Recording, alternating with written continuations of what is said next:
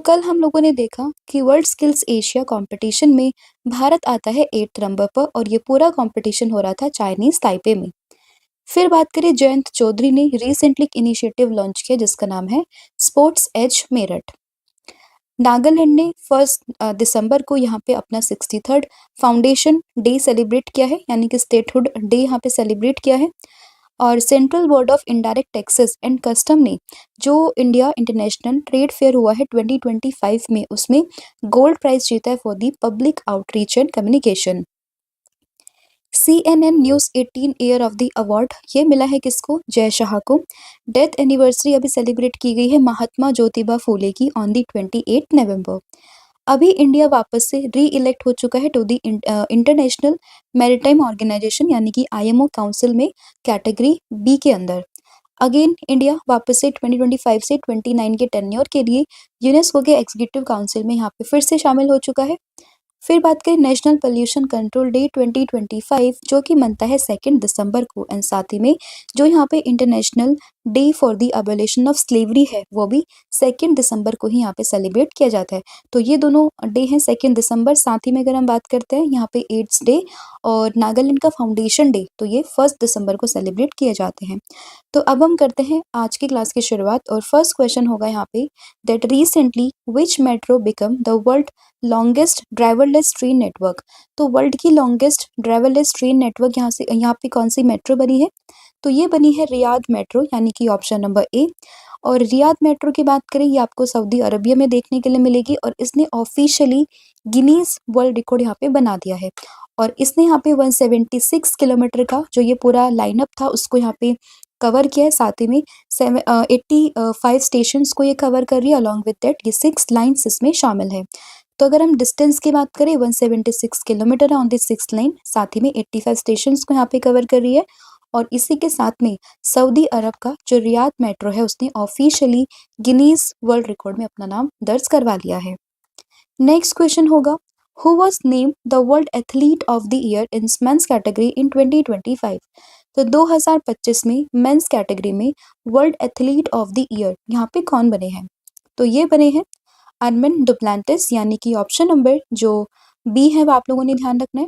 और अगर हम बात करते हैं आर्मिन डुप्लांटिस की, तो बेसिकली ये बिलोंग करते हैं जो यहाँ पे एक पोल वॉल्ट एक गेम है उससे बिलोंग करते हैं और ये स्वीडन से आते हैं। ठीक है, तो मेंस कैटेगरी में मिला है आर्मिन डुप्लांटिस को जो कि बिलोंग करते हैं स्वीडन से, और विमेंस कैटेगरी में मिला है सिडनी मैकलिन लैवरोन को जो कि USA से बिलोंग करती है। World athlete of the year 2025। इसमें बात करें आर्मिन डुप्लांटिस की, तो ये मेंस पोल वर्ल्ड से बिलोंग करते हैं। रिकॉर्ड 4 टाइम्स इन्होंने वर्ल्ड रिकॉर्ड यहाँ पे बनाया। साथ ही में 16 कॉम्पिटिशन इन्होंने यहाँ पे जीते, इंक्लूडिंग इंडोर और आउटडोर वर्ल्ड टाइटल्स। एंड ये अगर हम बात करें आर्मिन डुप्लांटिस की, तो he is the first male pole vaulter in the modern athletics history to remain undefeated in a single event for 2 consecutive years. और साथ ही में बात करते हैं USA की जो प्लेयर है सिडनी मैकलिन लैवरोन, तो ये जो 400 मीटर जो विमेंस की टाइटल है उसमें इन्होंने 47.78 सेकंड में इस पूरे टाइटल को यहाँ पर जीता और उन्होंने लास्ट जो 42 ईयर ओल्ड वर्ल्ड चैंपियनशिप का रिकॉर्ड था उसको यहाँ पे ब्रेक किया है। And she is also the first athlete to won the world title in the both 400 metre flats and the 400 metre hurdles. तो दोनों का नाम आपने ध्यान रखना है, मेल कैटेगरी में और फीमेल कैटेगरी में। और किस कंट्री से बिलोंग करते हैं? आर्मिन बिलोंग करते हैं स्वीडन से और सिडनी मैकलरन बिलोंग करती हैं USA से। नेक्स्ट क्वेश्चन यहाँ पे होगा वेयर वॉज बैम्बू श्रिम्प जो है ये रीडिस्कवर्ड हुई है इन इंडिया आफ्टर 72 ईयर्स। तो 72 सालों के बाद में भारत में कहाँ पर बैम्बू श्रिम्प जो है उसकी यहाँ पे डिस्कवरी की गई है या फिर उसको वापस से रीडिस्कवर किया है? तो ये हुआ है कर्नाटका और उड़ीसा में, यानी कि ऑप्शन नंबर जो बी है वो आपको ध्यान रखना है। तो बैम्बू श्रिम्प है has been rediscovered in India after 72 years in the Karnataka and Odisha। और जो ये डिस्कवरी है वो किसने करी है? The discovery was by the researchers from the centre for climate change studies. And साथ ही में जो यहाँ पे सातवा institute of science and technology है चेन्नई में, उन लोगों ने यहाँ पे मिलकर ये डिस्कवरी करी है। ठीक है, बैम्बू श्रिम्प की बात करें तो ये फिल्टर फीडर्स होते हैं using fan like limb structure to capture the edible particle from the flowering plant. और ये वापस से रिडिस्कवर्ड होते हैं कर्नाटका और उड़ीसा में। नेक्स्ट क्वेश्चन यहाँ पे होगा Which countries will start a voluntary military services program in 2026 for 18 and 19 year old people? तो 18 से 19 साल के जो यहाँ पे बच्चे हैं, जो पीपल हैं, उनके लिए अगले साल 2026 में कौन सी कंट्री वॉलेंट्री मिलिट्री सर्विस को स्टार्ट करने जा रही है? तो ये करने जा रही है फ्रांस, यानी कि ऑप्शन नंबर डी। तो फ्रांस ने इस चीज़ की घोषणा यहाँ पर कर दी है कि वो अगले साल से 2026 से 18 और 19 ईयर ओल्ड पीपल के लिए ये पूरा मिलिट्री सर्विस प्रोग्राम स्टार्ट करेगा with the target to enroll approximately 3,000 participants initially and increase it to the 50,000 by the 2035। And इस चीज़ की अनाउंसमेंट जो है फ्रांस के प्रेसिडेंट इमैनुअल मैक्रोन ने करी है। और इसमें जो वॉलंटियर्स होंगे will work for 10 months beginning with the 1 month basic military skills and initial weapon training and then work for the 9 months in a military units. ठीक है। एंड इसमें जो पार्टिसिपेंट्स होंगे उनको एक सैलरी भी यहाँ पे रिसीव होगी and they will take part in all missions including the operation sentinel, जो कि फ्रांस का एक डोमेस्टिक सिक्योरिटी ऑपरेशन है सिंस 2015। ठीक है, तो ये आप लोगों ने ध्यान रखना है। नेक्स्ट क्वेश्चन होगा, which airport has earn the title of the India's first water positive airport? तो इंडिया का पहला वाटर पॉजिटिव जो एयरपोर्ट है उसका टाइटल यहाँ पे किस एयरपोर्ट ने अर्न किया है? तो ये किया गया आईजीआई एयरपोर्ट के द्वारा, यानी कि इंदिरा गांधी इंटरनेशनल एयरपोर्ट के द्वारा, यानी कि ऑप्शन नंबर जो बी है वो आप लोगों ने ध्यान रखना है। तो दिल्ली का Indira Gandhi international airport become India's first water positive airport, जिसमें वो यूज़ कर रहे हैं यहाँ पे harvesting, recycling and smart system to replenish the more water than it consume. ठीक है, और ये यहाँ पे पहला जो है एयरपोर्ट बना, तो इसलिए क्वेश्चन आपके एग्जाम के परस्पेक्टिव से काफ़ी इंपॉर्टेंट बन जाता है। एंड यहाँ पे वाटर पॉजिटिव का जो मतलब है वो ये है कि जो यहाँ पे वाटर फैसिलिटी है it's replenish the more fresh water than it's consume, यानी कि ये इतना मतलब जितना वो कंज्यूम कर रहे हैं पानी उससे ज़्यादा वो यहाँ पे फ्रेश वाटर क्या कर रहे हैं, रिप्लेनिश कर रहे हैं। तो इसलिए ये यहाँ पे बन चुका है पहला वाटर पॉजिटिव एयरपोर्ट। ठीक है, नेक्स्ट क्वेश्चन यहाँ पे होगा, that recently 14th edition of the bilateral exercise by the name of Ekuverin begin between India and which country? तो 14th एडिशन जो है बायलेटरल एक्सरसाइज एक्यूबेरन का, ये इंडिया और किस कंट्री में यहाँ पर शुरू हुआ है? तो ये होता है इंडिया और मालदीव के बीच में 14th एडिशन है, नाम है एक्यूबेरन का। और ये पूरा जो इवेंट है, ये जो पूरी एक्सरसाइज है वो कहाँ पर हो रही है? तो ये हो रही है तिरुवनंतपुरम केरला में। ठीक है, इंपॉर्टेंट इसलिए है क्योंकि जब भी कोई एक्सरसाइज को आप लोग पढ़ते हैं तो उसका एडिशन कहाँ पर वो हो रही है, किस किस कंट्री के बीच में है, साथ ही में उसका एडिशन भी इंपॉर्टेंट है एंड साथ में उसका नाम भी इंपॉर्टेंट है। और अगर आप याद रख पाओ तो उसका एक रफ आइडिया आप ले सकते हो कि किस मंथ में ये जो पूरी एक्सरसाइज है वो यहाँ पर ऑर्गेनाइज की जाती है। ठीक है, तो 14th एडिशन है, एक्सरसाइज है एक्यूबेरन, होती है इंडिया और मालदीव के बीच में। और इसकी अगर हम बात करते हैं इस बार ये हो रही है केरला के तिरुवनंतपुरम में। ठीक है, ये 2 दिसंबर से स्टार्ट हुई है और 15 दिसंबर तक ये चलने वाली है। और जो इसमें एक्यूबेरन है इसका मतलब होता है यहाँ पे friend in the Dhivehi language. Next question यहाँ पे होगा, वर्ल्ड कंप्यूटर लिटरेसी डे 2025 ये किस डेट को सेलिब्रेट किया जाता है?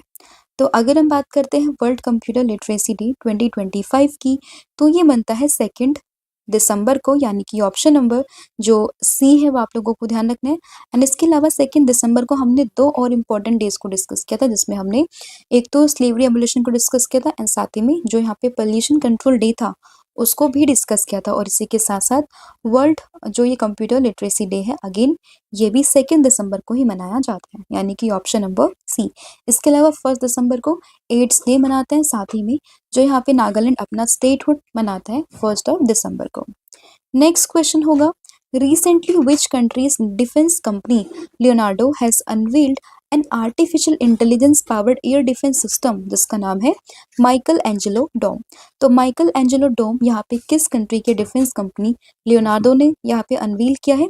तो ये किया है इटली ने, यानी कि ऑप्शन नंबर जो ए है वो आपको ध्यान रखना है।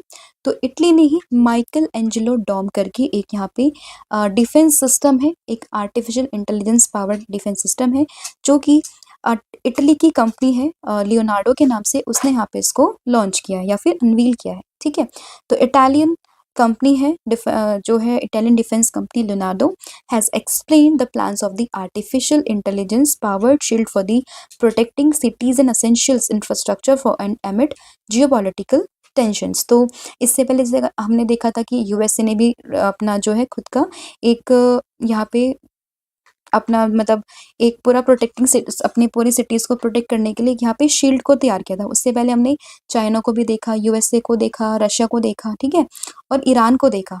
तो उसी के लाइनअप में अगर हम बात करते हैं और इज़राइल ने भी काफ़ी जो है बनाया था और उसी के लाइनअप में अगर हम बात करें तो यहाँ पर जो इटली है उसने भी एक इटालियन डिफेंस कंपनी लियोनार्डो ने यहाँ पर एक माइकल एंजेलो करके पूरा जो एक डिफेंस सिस्टम है उसको यहाँ पे बना दिया है, ठीक है? तो इसमें ऑप्शन नंबर ए आप लोगों ने ध्यान रखना है।